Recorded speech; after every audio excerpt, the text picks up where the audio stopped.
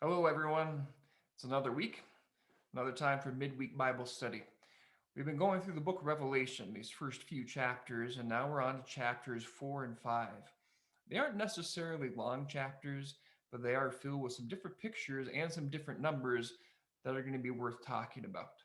So let's get to chapter 4, and I'll give you a few things that you should look for and what to expect. First of all, for chapter 4, you see another picture of the Son of God, this vision that was given to John, and he is depicted in some incredible ways.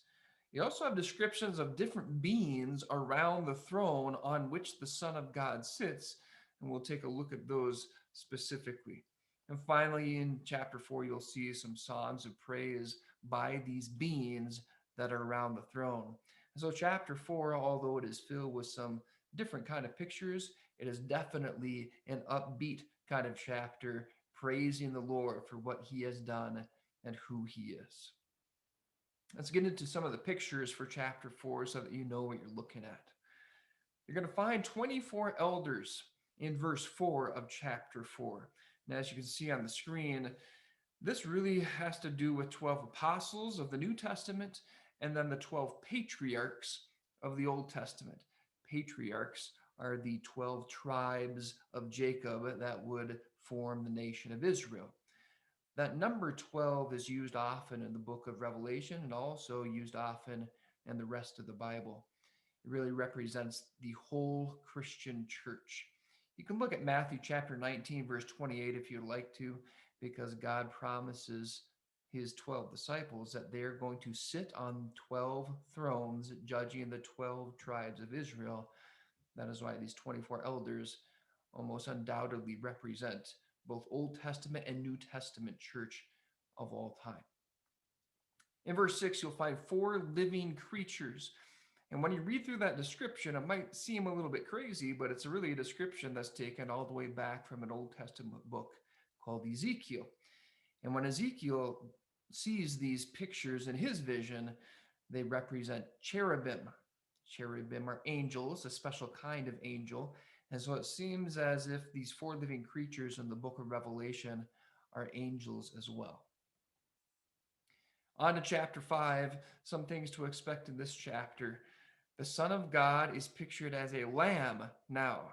Now, the Son of God is pictured in a lot of different ways throughout the book of Revelation, and a lamb or a shepherd is one of the favorites.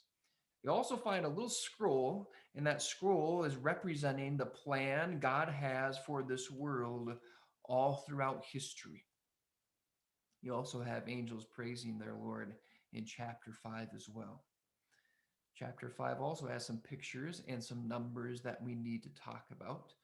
First of all, you're going to find the Lion of Judah, the Root of David, and a lamb with horns, all within two verses.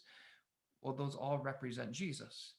This is a vision, so he can be a lion and a root and a lamb with horns all at the same time because they're just pictures of who he is. These pictures aren't exclusive to Revelation, though. You find them in Genesis 49, Isaiah 11, John chapter 1, and in other parts of the Bible. This is fairly typical of the book of Revelation. It takes pictures from all over the Bible and weaves them in to one chapter or one vision, as we see here. In verse 6, you have seven horns and seven eyes. Horns throughout the Bible equal strength, just like a huge horn or horns on an animal in this world symbolizes its strength and power. That's why horns symbolize strength in the Bible.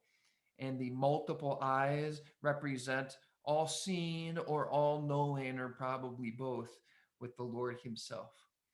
The number seven is significant too. The number seven represents God's covenant with His people. Now, we're not going to get into all of the different ways the number seven is used, but it is used all throughout Revelation and really all throughout the Bible, representing God's covenant, His promise, His guarantee to His chosen people. Chapters 4 and 5 is a vision of victory for those who worship the one in the center of the throne, the Lamb worthy to open the scroll. Keep this in mind as we go through the rest of the chapters, because some of these chapters get a little dark and a little bit scary. But at the end of each of these chapters, we're going to come back to this main theme. It still is a vision of victory, even though we have to face enemies in this world.